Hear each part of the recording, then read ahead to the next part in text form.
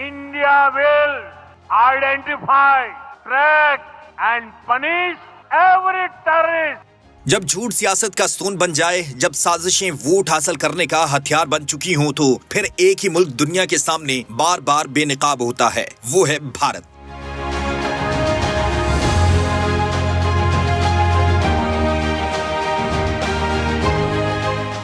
चले अब जरा तारीख के सफहात पलटते हैं, जहां से भारत की फॉल्स फ्लैग सियासत की एक एक परत खुलती है। 18 सितंबर 2016 उड़ी सेक्टर पर हमला। भारतीय हुकूमत ने बगैर किसी तहकीकात के पाकिस्तान पर इल्जामात की बारिश कर दी।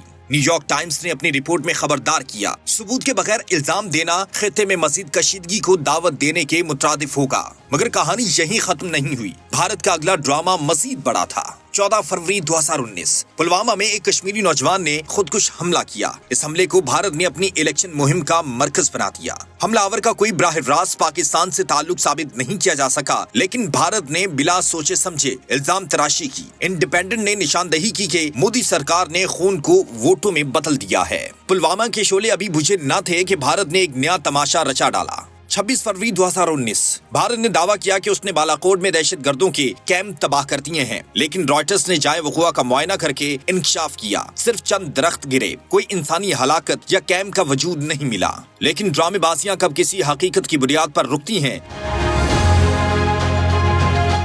अगला कदम और भी खतरनाक था। भारतीय पायलट अभिनंदन को पाकिस्तानी हुदूद में मार गिराया। जब दुनिया ने देखा कि भारत की बालादस्ती कैसे खाक में मिली, तो दी गार्डियन ने लिखा, पाकिस्तान ने अमन के इशारे दिए, लेकिन भारत की जंगी साजिशें आया हो गईं। झूठ के इस सफर की ताजा तरीन किस्त 2025 में सामने आई। एक ऐसा कदम जिसने खिते का अमन दांव पर लगा दिया।